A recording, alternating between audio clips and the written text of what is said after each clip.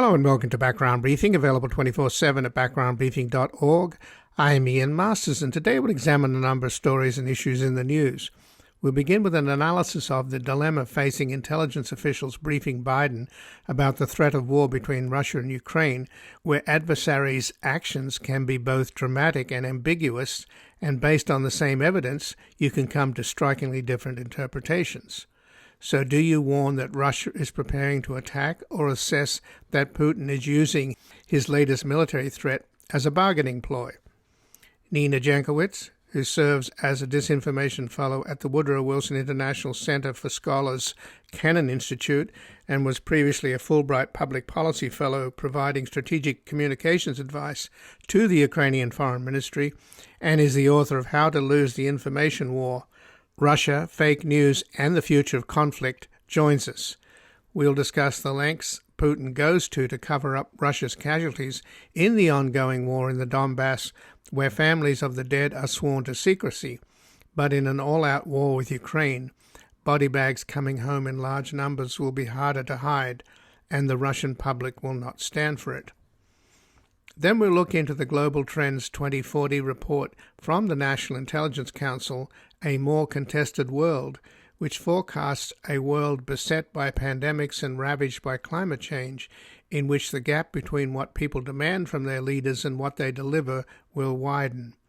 Kent Harrington, a former senior CIA analyst who was National Intelligence Officer for East Asia, joins us to discuss his articles at Project Syndicate, The Risk of Post-Pandemic Instability, and The Spies Who Predicted COVID-19, which emerged from a 2009 Global Trends report that accurately predicted a virulent respiratory virus resulting from a zoonotic leap that will cause a global pandemic. Then finally, we will discuss what can be done to respond to the Republican authoritarian attack on American democracy as the GOP's voter suppression and gerrymandering actions make it clear they would rather cheat than compete.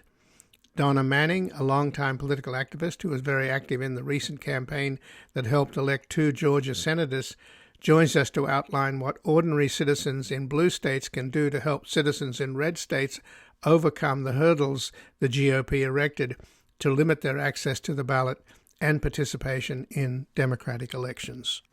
And joining us now, Nina Jankowicz is a Washington, D.C.-based writer and analyst who studies the intersection of technology and democracy in Central and Eastern Europe and beyond. She currently serves as a disinformation fellow at the Woodrow Wilson International Center for Scholars, Kennan Institute, and previously she served as a Fulbright Public Policy Fellow, a role in which she provided strategic communications guidance to the Ukrainian Foreign Ministry, and she is also the author of How to Lose the Information War, Russia, Fake News, and the Future of Conflict. Welcome to Background Briefing, Nina Jankowicz. Thanks for having me, Ian. Well, thanks for joining us, and we have both a real and a fake war going on between Russia and Ukraine. And the fake war, which involves a buildup of about 80,000 Russian troops on the borders of Ukraine, could turn into a real war. So I spoke yesterday with a military analyst in Moscow, Dr. Pavel Felgenhauer, who gave a very alarming scenario. First of all, he said that the Russians are on a full nuclear alert and that they're moving their mobile missiles around, and that also that Putin could be planning a knockout blow to defeat the Ukrainian military and topple its government. But it's likely that he will try to topple the Ukrainian government once the ground is dry enough for an armored assault in the northeast in concert with a landing assault on the Black Sea to quickly defeat the Ukrainian military and install a pro-Russian government in Kiev, leaving a landlocked rump state in the west to fend for itself. So a pretty alarming scenario. Where would you come down on that, Nina? You know, I have long since abandoned any efforts to look into Mr. Putin's crystal ball. He's certainly surprised us before, but I think such an effort in Ukraine would end badly for Mr. Putin on a number of levels. Certainly, you know, this is an effort that is meant to test the new Biden administration here in the United States, to test the European Union, which is distracted by coronavirus. But a full-blown invasion would not only anger allies in Europe and the West, and certainly put NATO on high alert and basically give credence to all of the rhetoric coming from NATO over the past decade plus, but it would also be pretty ill-advised in terms of the Russian people themselves, who aren't particularly supportive of risking Russian lives for a country that certainly has made their relationship, their thoughts about Russia well known over the past 6 years. And I think particularly, since 2014, when Russia began its war in the east of Ukraine, the Donbas region, and when the illegal annexation of Crimea took place,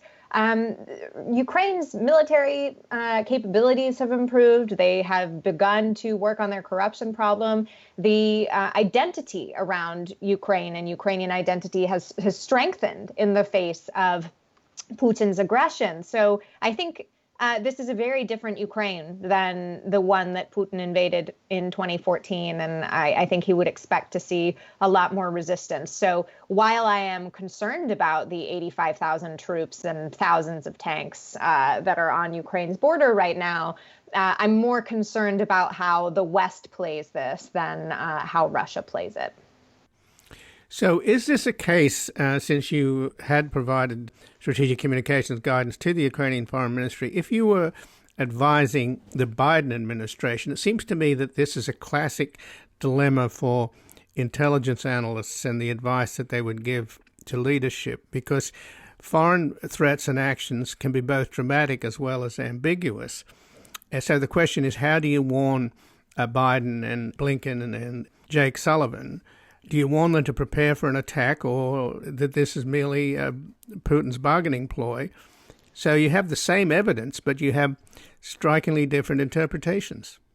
Yeah, I mean, I think it depends. We're probably not privy to a lot of the things that they're seeing on the classified side, certainly, but the signals coming from Western allies, from Tony Blinken, all across the EU, frankly, are ones that are pretty clear to Putin. Blinken just tweeted 2 hours ago that he had spoken with Jens Stoltenberg, and they say that they agreed. He's the NATO head, right? Yes, that's exactly right. They agreed that Russia must end its dangerous military buildup and ongoing aggression along Ukraine's borders. I think that is a pretty clear signal. He'll also be traveling to Brussels, I believe, either this or next week, to speak to leaders in NATO. So I think the signals to Moscow are clear that the West does not stand for this buildup, that it has no reason to be occurring. And certainly, the United States has also moved some naval ships to the Black Sea in a show of force against Russia. I don't think that we'll see any American or NATO involvement in this conflict, but certainly we are attempting to telegram, and the Biden administration is very clear on this, to Russia that this is not something that we're going to stand for. But Putin himself made it clear in 2008 that he doesn't consider Ukraine to be a legitimate country. And obviously there was a bloodless coup when he seized Crimea, and that was popular with the Russian people. But you pointed out a little while ago that the Russian people will not be happy with body bags. And my understanding that already with the war on the Donbas that's been going on now for, since 2014, and has had about, 16,000? What's the casualty? At least 13,000. 13,000, okay. Updated the figures recently, but yeah. the Russian casualties, the ones that they sneak across the border, special forces and others that they infiltrate, along with these pro-Russian militias, when their body bags are sent home, I understand that the parents and the next of kin are sworn to secrecy, and they're buried quietly. Is that? Yeah. So how could they deal with hundreds, if not thousands, of casualties? Yeah, that's exactly right. And it's something that I think Putin is definitely going to have to weigh if he actually is considering more than just a military buildup meant to scare Ukraine into action. And that's something that's happened before. In 2008 in Georgia, in the 5-day war in the Republic of Georgia, we still don't really know to this day who is responsible for the commencement of hostilities in that conflict. Certainly Russia was instigating former President Mikhail Saakashvili of Georgia for many months ahead of that conflict's breakout. And so I think there's a similar dynamic at play here. I think Russia is attempting to goad Ukraine into continuing to violate ceasefire, into starting something. But I don't think President Zelensky of Ukraine is going to take that bait, because he recognizes the precarious situation that he's in. And he certainly doesn't want to cost Ukrainian lives either. I think he has reached out to the Russian side to renew peace talks this week, because that was one of his main campaign promises, to end the war in the Donbass. And he certainly doesn't want to see an increase in escalation either. So we'll see what's going to happen. But I don't believe that this would be a smart move for Putin domestically, and certainly would not be a smart move for him internationally, unless he wants to become even more of a pariah than he has already been for the past 7 years. And again, I'm speaking with Nina Jankowicz, who's a Washington, D.C.-based writer and analyst who studies the intersection of technology and democracy in Central and Eastern Europe and beyond. She currently serves as a disinformation fellow at the Woodrow Wilson International Center for Scholars Kennan Institute, and previously she served as a Fulbright public policy fellow, a role in which she provided strategic communications guidance to the Ukrainian Foreign Ministry, and she's the author of How to Lose the Information War: Russia, Fake News, and the Future of Conflict. I don't know whether you've seen the CNN report, Nina, of Zelensky going right up to the front lines and having to scurry across no man's land to avoid sniper fire along with the CNN crew. It sort of looked a bit like World War I, trench warfare, and the soldiers on both sides can be quite close to each other, but dug down in trenches and peering out with these periscopes. So he's certainly, obviously, no question, he knows what's going on, and it is a scary situation. Frankly, I find it more scary that Russia's on full nuclear alert, because frankly, if you put a gun in somebody's face and don't pull the trigger, it's no less alarming and to threaten somebody's life. But the idea that the Russian nuclear arsenal is threatening the very existence of the United States as we speak, I think is an act of nuclear delinquency. And I think Putin should be pulled over for it. But that's, I guess, another matter. Now, Zelensky did go to meet with Erdogan in Ankara over the weekend on Saturday. I mean, apparently the Ukrainians want to buy the next generation of these Turkish Bayraktar drones. I think Ukraine has some of them, but they want the next generation because they proved to be very effective in the recent war between Azerbaijan and Armenia, where they were knocked out a lot of these Russian-made tanks. So what is the status of the Ukrainian military? You said that they've certainly improved their warfighting capability since 2014. Yeah, I just full disclosure, I'm not a military expert, but I do know from my time in Ukraine that there is a lot of capability building between Western forces and the Ukrainian army, including with the British Army and the U.S. Forces on the ground there. Obviously, none of the Western forces go anywhere near the front line. It's all about building capability, as I mentioned, but they have also received Javelin anti-tank missiles from the United States, including some that don't have stipulations attached to them because they were straight purchase from the United States. So they were allowed to go to the front lines, unlike the first shipment, which was aid that came from the U.S. So they've improved their equipment and improved the professionalism in their ranks over the past 6 or 7 years, as a virtue of the fact that they have been fighting a war for that amount of time, and to that point in their history, there hadn't been no such conflict. So I think all of that's important, as is the identity piece that I mentioned before. I think at no time in Ukraine's independent history has Ukrainian identity been so coalesced as it has over these past 7 years in response to Russian aggression. People do not want to see their sons, brothers, and husbands go off to war and die. They do not want to be a country at war. They want to be a country that is integrated into the Euro-Atlantic community. And that is something that is very difficult indeed for an authoritarian government that, Russia is lording over Ukraine to try to cope with. If there was some sort of military incursion into Ukraine, I don't think the populists would go very lightly. There is this, overarching narrative that there are some Russia-friendly Ukrainians, and I think.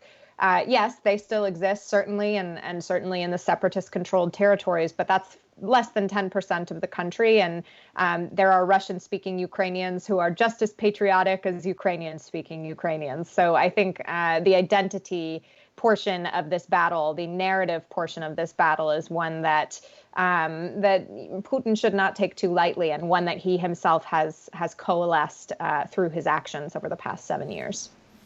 So short of a full-scale invasion and an attempt to both defeat the Ukrainian military and topple the government, what else could Putin be up to? There was some speculation that he was furious. Well, first of all, Fox News, which is pretty much the Pravda of the Republican Party, they reported that this is all happening because Biden said that Putin's a killer. Well, of course, that's totally absurd, but nevertheless, that's an example of American propaganda. But what about the fact that Putin is apparently furious that they've cut off the Russian language TV broadcasts and they've targeted the pro-Russian oligarch Viktor Medvedchuk? Medvedchuk, yeah. Medvedchuk. It's possible that this is a response to that. I mean, I think Putin, more than anything, as Ukraine is solidifying its democratization, as Ukraine is cracking down on corruption, including through Russian language TV, he recognizes that he is losing his influence over the country. And so if he is able to draw Ukraine into further conflict, to draw Ukraine into making some sort of mistake, into violating ceasefires and attempting to, cause a flare-up in hostilities along the contact line, that's not good for Ukraine overall. That's not good for Ukraine's chances of integrating with NATO or the European Union. And so I think that ultimately is the test here, and certainly a test for, as I mentioned earlier, the United States and the European Union, both of which are very distracted and consumed with coronavirus responses at the moment.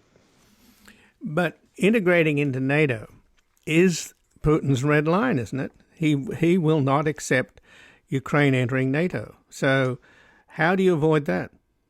Well, when there is an active conflict within a border, or even a frozen conflict for that matter, that makes it very difficult, if not impossible, for a prospective member state to join the North Atlantic Treaty Organization.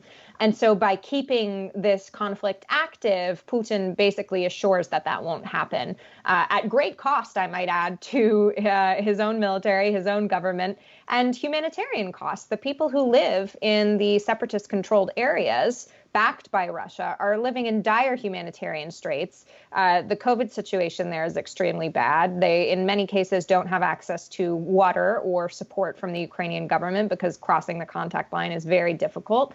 And that's the cost of this conflict. And it's not one that should be taken lightly. So I think that's the ultimate move here, by keeping this conflict active, just as it has in Moldova, just in many cases, as it had, in Georgia. In certainly, you could make the same argument for Armenia and Azerbaijan. This prohibits the accession of Ukraine and its neighboring post-Soviet states to NATO and to the Euro-Atlantic community. And I think that is something that NATO sooner rather than later is going to have to reckon with, because this is a response to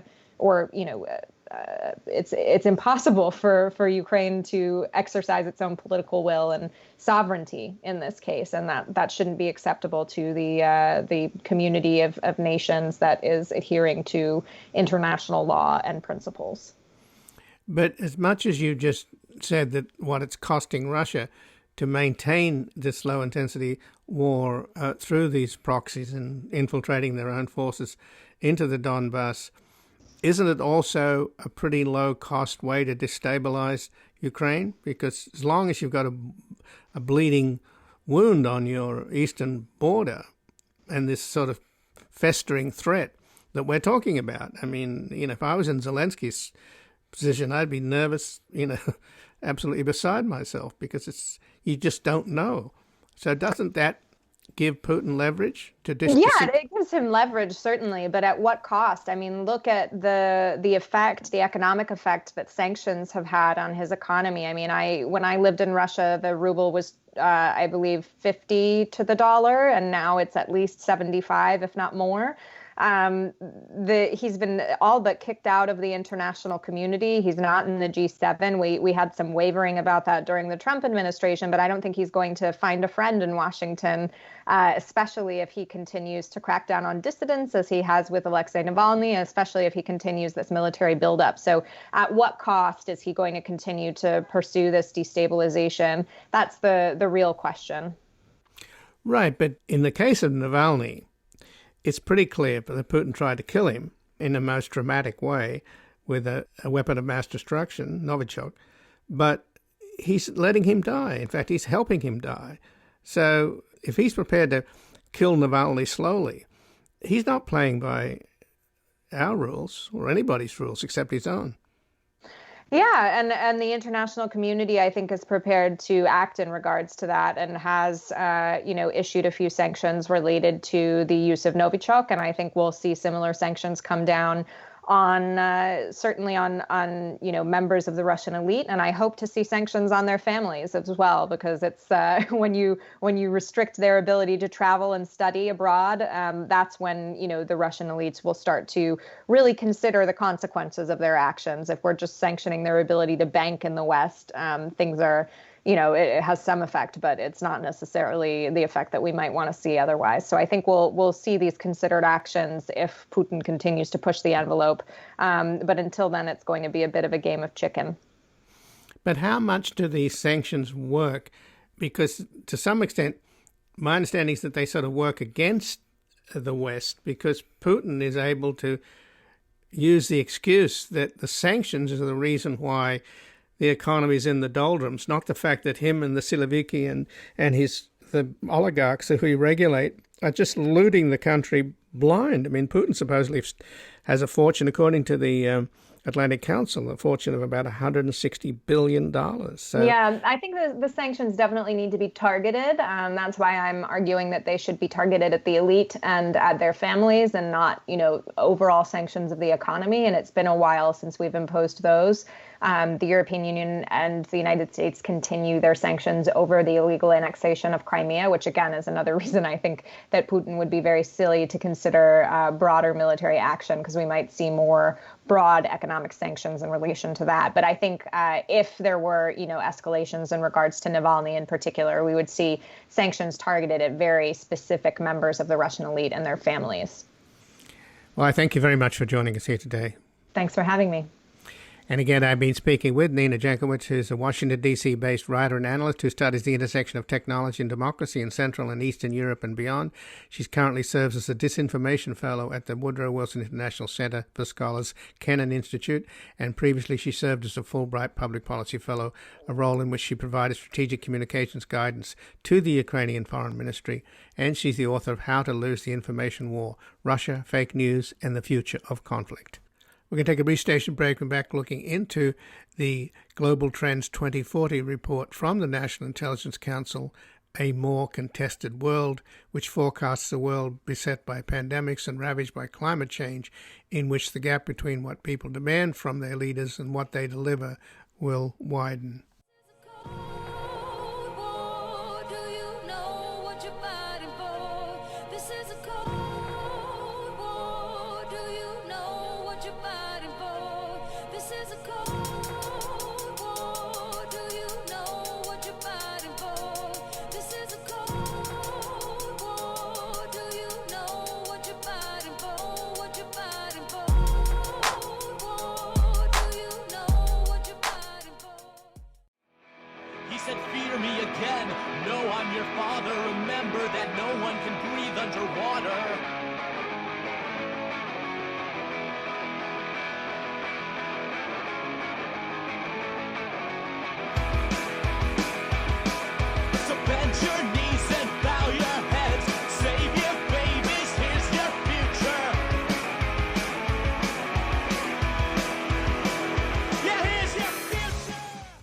Welcome back. I'm Ian Masters, and this is Background Briefing, available 24/7 at backgroundbriefing.org. And joining us now is Kent Harrington, who is a former senior CIA analyst who was National Intelligence Officer for East Asia and Chief of Station in Asia. And he has an article at Project Syndicate, The Risks of Post-Pandemic Instability, and an earlier article, The Spies Who Predicted COVID-19. Welcome to Background Briefing, Kent Harrington. Boy, thanks, Ian. It's very good to talk to you. Well, thanks for joining us. And we're obviously, now that the Global Trends 2040 report titled A More Contested World has come out from the National Intelligence Council, the NIC, and of course you being a former National Intelligence Officer would have served on that. Your piece, by the way, back earlier, and I think on Project Syndicate, but it was in April, The Spies Who Predicted COVID-19, that was a Global Trends report from 2009. I take it they come out, every 4 years? That's right. The series began in the late 1990s with the intent of looking out 10 years plus at the beginning of an administration and providing a broad range of views on what the forces are that were likely or are likely to shape the environment for that incoming group of policymakers, new or reelected, whichever it may be. So give us a little bit of that report, because it predicted the COVID-19 pandemic with uncanny accuracy.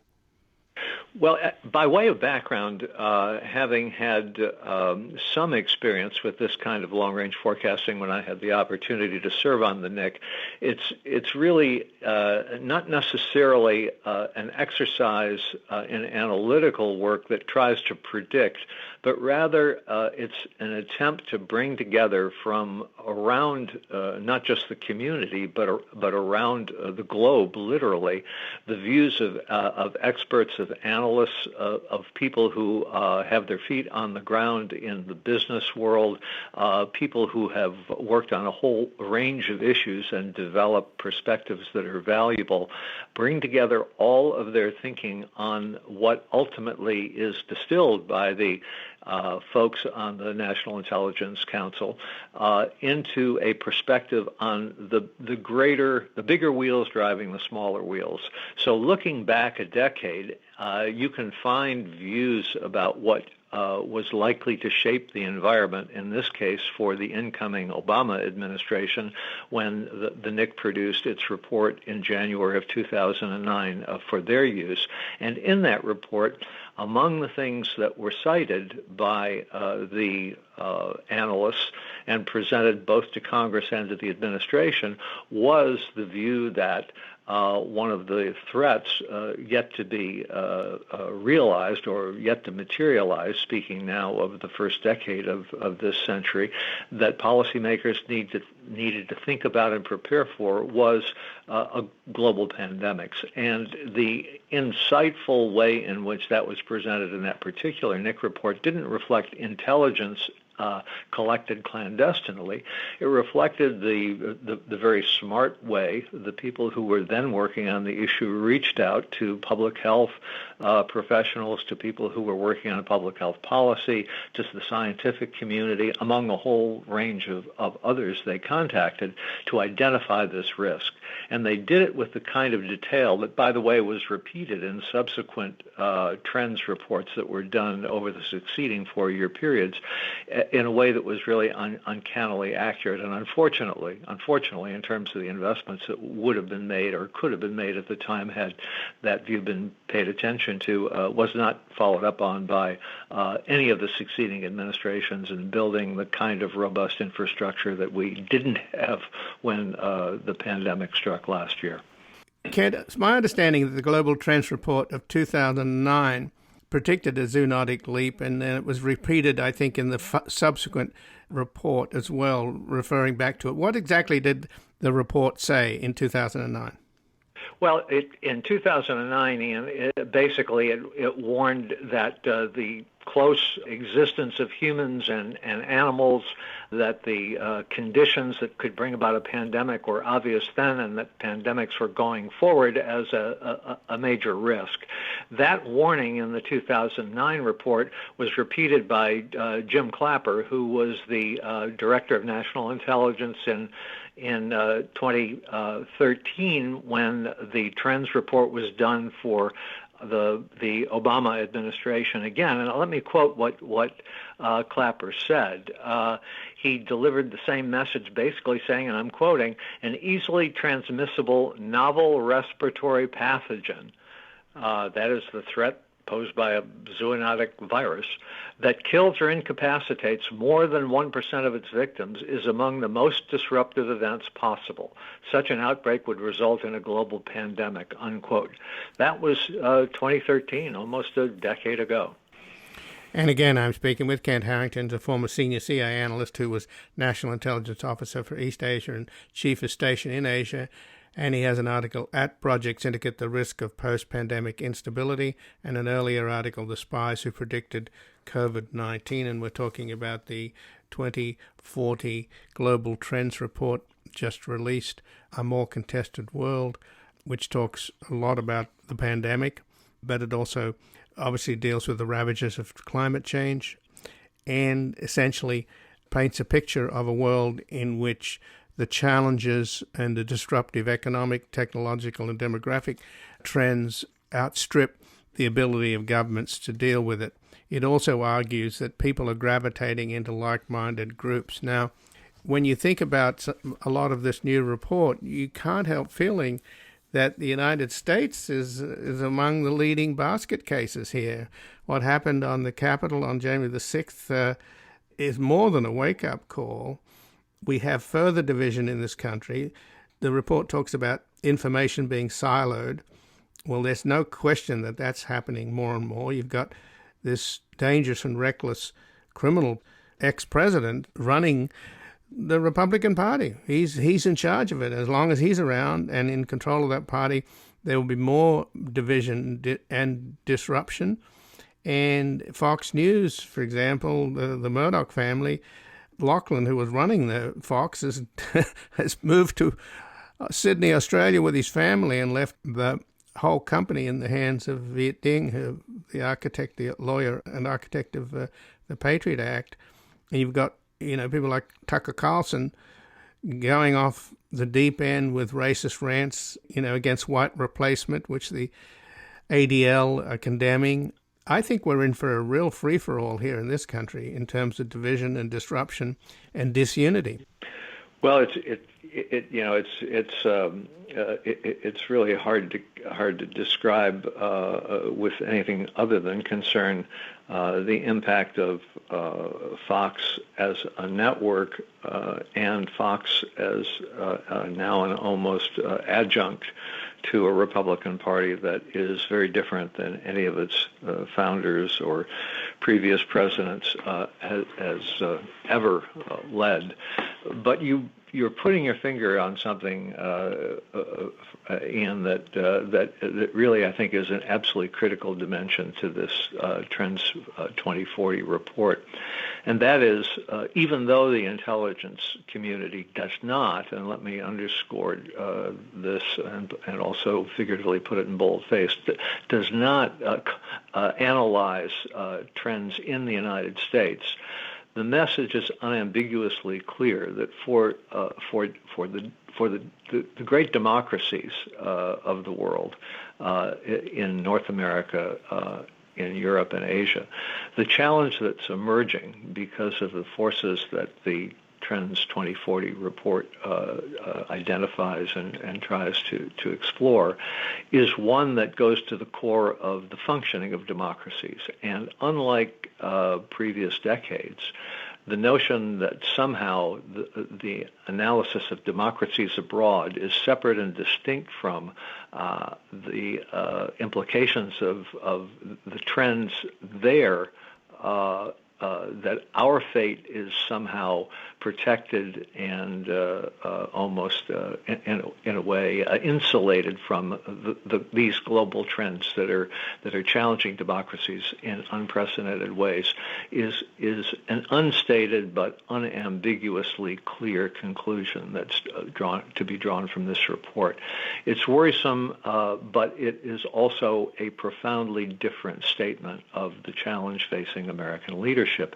It isn't the job of the intelligence community to try to shape what domestic American politics should be by any stretch. That shouldn't even be on the table. But the fact is, you can't ignore that we are manifesting exactly the same divisiveness, exactly the same social unrest, and to some extent, deconstruction of the underlying common shared themes and understandings of how a government should work that is evident elsewhere in the world. So I highly recommend this as reading, not because it's going to turn out to be a blueprint that people will say, my God, the scales fell from my eyes in 2021, 10 years from now, but because it's a very thoughtful and well-organized, properly caveated, I think, and frankly, interesting and detailed description of these forces at work. And it does, of course, deal with the growing competition between the United States and China. And it's not entirely pessimistic, by the way. I mean, I think it's it's an earlier chapter, The World Adrift, which talks about the COVID pandemic and the divisions that we were just talking about, and that a directionless, chaotic, and volatile world awaits us. But then there's another chapter later, Tragedy and Mobilization, which imagines a world in the midst of a global catastrophe of climate change in the 2030s with famine and unrest. But the optimistic side, if you can use that word, suggests that there could also be a reaction to those calamities, and that it could bring a new global coalition together of social movements like Greta Thunberg and others to address these problems. In other words, the collective realization that we're all in lifeboat Earth together. So what do you make of that, Kent? Well, you summarize very well the concluding section of this trends report, and I think one thing that's also important to recognize is, because this isn't a prediction, doesn't mean that people aren't attempting to tease out in the text what the implications of these trends are in ways that paint a picture that is tangible. And in this concluding section, what the authors have done, and I think they've done it reasonably artfully, is they've created 4 or 5 different scenarios. And their going-in proposition is this: we've identified certain basic trends we think are going to be important in shaping events and the strategic environment. We've described in the second section of our study how these might interact at the level of societies and countries and the world as a whole. Now let's take a guess at how different outcomes might look depending on the interaction of these trends. And what you've sketched very clearly are several of the scenarios that they put forward, from an optimistic one that talks about the possibility that the democracies that are now being challenged, and indeed in some ways are at risk as functioning systems of governance, might find a renaissance, all the way to a view of the world where non-state actors, non-governmental organizations, movements that are influential across geographic boundaries come together to push governments in a new direction. And I think what's important to me as I reflect on the scenarios is the uncertainty. the clear uncertainty. This isn't about a kind of Cold War projection of whether a rival power will rise or fall. This is indeed a report that highlights the U.S.-China rivalry, as you mentioned, but it doesn't make that rivalry central to the outcomes that are possible looking forward 10 or 20 years. It's one of the major factors, but not the only factor, and that's what, among other things, distinguishes and makes, I think, it important for people to take a look at this product. It's a very different perspective, at least from my point of view, than previous editions, if you will, of the Trends Report on uncertainty in the world in the years ahead of us. Well, Kent Harrington, I thank you very much for joining us here today. Thanks, Ian. It's, again, always a pleasure to talk with you. And again, I've been speaking with Kent Harrington, as the former senior CIA analyst who was National Intelligence Officer for East Asia and Chief of Station in Asia. And he has an article at Project Syndicate, The Risk of Post-Pandemic Instability, and an earlier article, The Spies Who Predicted COVID-19. We're going to take a brief station break and back looking into what ordinary citizens in blue states can do to help citizens in red states overcome the hurdles the GOP erected to limit their access to the ballot and participation in democratic elections.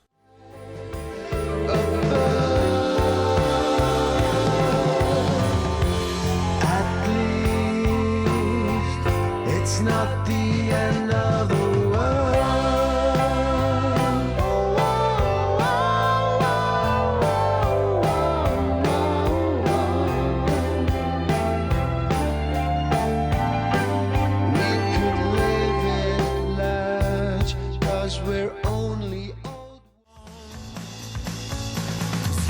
Don't need to change.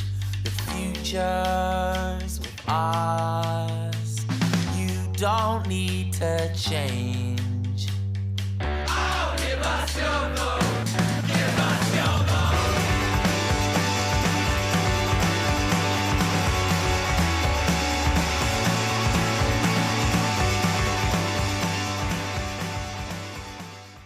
Welcome back. I'm Ian Masters, and this is Background Briefing, available 24/7 at backgroundbriefing.org. And joining us now are Donna Manning, who's a retired psychiatrist who's been active in politics for the last 53 years, starting with the McGovern presidential campaign in 1968 with door-knocking, phone banking, and marching on behalf of candidates and causes. Most recently, she's been very active in the campaigns that helped elect President Biden and the two Georgia senators, and she's now taking a leadership role in fighting voter suppression laws that threaten democracy in 47 states. Welcome to Background Briefing, Donna Manning. Thank you so much for having me. Well, thanks for joining us. And Donna, we're both in a blue state, California, where we don't have to worry about voter suppression and gerrymandering. But surely that means that politically active Californians don't have to sit on their hands and watch in despair, as in the rest of the country, we have Republicans set to control the redistricting of 188 congressional seats, while Democrats will control the redistricting of at most 73. So on that basis alone, the Democrats will lose the House in 2022 before even one vote is cast. And then when it comes to voter suppression, the Republicans have clearly made a decision that they no longer want to compete, but they will cheat. And they have over 361 proposed voting suppression laws in 47 states. So that is the landscape out there. So you have been involved, for example, in the more recent elections in Georgia. So let's talk a little about what Democrats in blue states like California can do to stop this tide in other states where it really matters.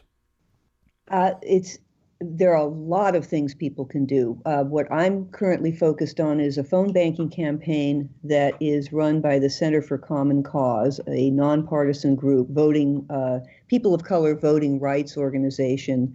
We just concluded a campaign for the Georgia to try to oppose the Georgia voter suppression laws. We were, I think there were about 750 of us. We made about 60,000 calls. And we were able to connect to a lot of people because we had a great technology, and I'll tell you about what we're doing now in a minute. But just to give you what we've done there, Most of the laws in Georgia, unfortunately, passed. But I think with the help of Stacey Abrams' New Georgia Project and Black Voters Matter and groups like Center for Common Ground, which, the first two are based more in Georgia, but Center for Common Ground mobilizes us all over the country to make phone calls to Georgians, very specific Georgians. And in that campaign, we were calling Black Georgians in sort of purple districts where they would have some influence on their Republican state representatives. Mostly we lost, but we were able to defeat a bill that was going to abolish automatic voter registration altogether. And we actually got them to back down on the weekend early voting laws, the so-called souls to the polls laws that would have kept, it was aimed at preventing Black churches from the church congregations going together to vote in the weekend days before the election, something that's a kind of revered institution in the Black community. So that now is not been, that is still available. So I think we had an impact there. We've pivoted now to Arizona, where there are a couple of laws that we're focusing on. One is actually, Californians will understand this very well. They have something called PEVL. It's the Permanent Early Voting List. And in California, we have a similar institution. We don't really call it anything, but if you vote by mail and you want to be, on the list of people who permanently get the mail-in voting, you just get your ballot sent to you automatically with every election. That exists in Arizona. People love it. It's never been abused in any way. But now they want to purge people who have not voted in the last, I think it was the last two general elections. What that would have done if that law had been in effect in the 2020 election, 163,000 people would be, 127,000 people would have been purged who actually did vote in the 2020 election after not voting in the two previous elections. So people would unknowingly not be getting their ballot, and then it'd be too late to ask for one, and maybe they have a disability or some reason they can't get to the poll. So you can bet a proportion of that 127,000 people would have been disenfranchised had that been in effect in 2020. So that's one bill that we're trying to fight. Another bill involves people having to put identification numbers, like their driver's license number, on the ballot, on the outside, on the envelope, which leaves them open to identity fraud. And also, I think it's something like, 30% of people over 70 don't have a driver's license. They've relinquished it. And you have to, get your voter ID if you don't have your driver's license, and that's kind of hard to do if you don't have a computer. So again, it's an encumbrance that for, and by the way, these laws are, anything that makes it harder to vote will cause an attrition among people who are elderly, disabled, old, young people, and people of color and poor people, because they have, especially the people of color and poor people and the old people, they don't have the bandwidth to do something extra to get their ID Xerox. They may live in a rural place where they can't get to they don't have a copy machine. They have to go to a Kinko's. They don't have transportation, or there isn't a Kinko's. Any of these things will cause an attrition in that population. So that's what we're fighting among, I think it's like 30 laws that are going through the legislature in Arizona. And that campaign is going to be concluding at the end of the month. So it's really important for people to get on that campaign, and I'd be happy to help people do that. And there are, of course, 23 state governments that are fully Republican, and 8 of those Republican state governments are now putting in the legislation that is in that Georgia bill that passed. And it hasn't gotten enough attention. A lot of people are focused on not being able to give food and water to people lined up. And first of all, people shouldn't be lined up in the first place if we had a functioning democracy. But the really pernicious law was the fact that the Republicans in Georgia have taken away the ability to count and certify the vote away from the Secretary of State into the hands of partisan Republicans. And this is happening across, I think, at least 8 Republican-controlled states. So let's talk a little bit about, just in terms of your own experience, Donna, and just to give an idea that what people can do, just in terms of you as one person, going back to the recent elections, in the important elections in Georgia, that you made 500 calls a day. And let's just talk about some of the successes you had. A lady with COVID who you helped get a last-minute absentee ballot, a young man who didn't realize that there was a runoff and wasn't planning to vote, a woman who had recently moved into Georgia but forgot how to register, or forgot to register, and a lady who thought she was registered, but when you checked, you found that she had been purged, and then a formerly incarcerated man who had finished parole but didn't realize he could now vote. So that's just 5 people that you got to vote who otherwise wouldn't have voted. So if you multiply your efforts by a little over 2,000, that's the margin by which Biden won Georgia. So that's a way to illustrate that people can actually make a difference. Now, I guess when you go back to what I was saying earlier, that the Republicans are clearly becoming an authoritarian party, borrowing from Putin's playbook, and essentially they don't want to compete, they'd rather cheat. So we have to employ what tools we have, because they're obviously rigging the playing field against Democrats. So let's talk about what people in California and other blue states can do, and what have you done? Yes, there are many ways to get involved. It's, we're not door knocking, obviously, both because of COVID and because of the distances, but you can phone bank, you can text. Texting technology has really come a long way in the last few years. You can letter write, and you can donate.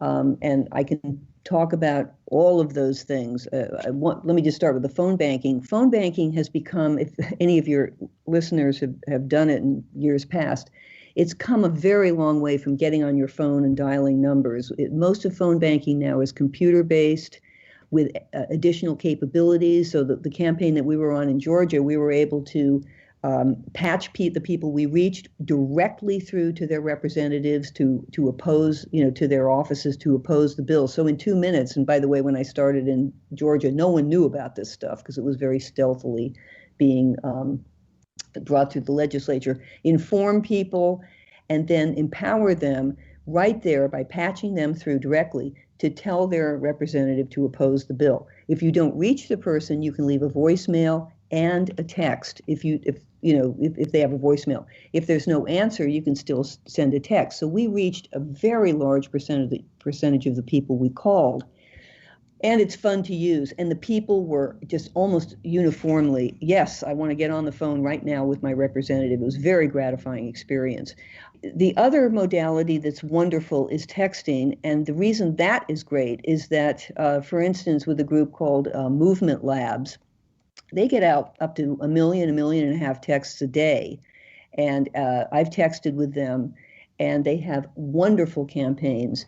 Right now, they don't have a voter suppression campaign per se, but they do have voter registration campaigns. And they also have something very interesting, and let me just, if I can mention it, it's called Contest Every Race. About 500,000 local and state offices are uncontested. About 75% of that 500,000 pot of offices are uncontested by Democrats.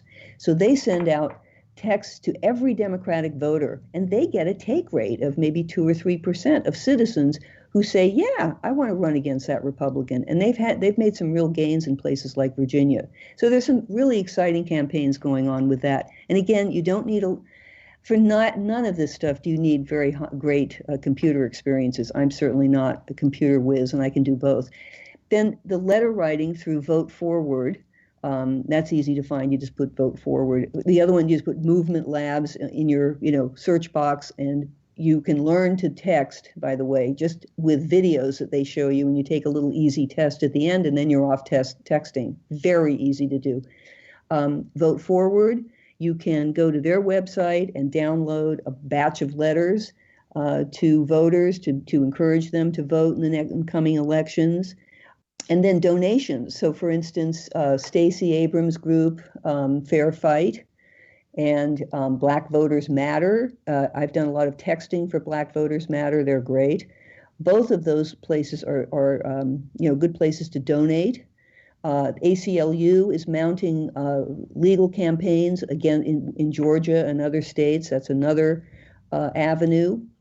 So there's really lots to do. And if anybody, they can contact me if they have any questions. I'd be happy to steer them. I'm trying to start.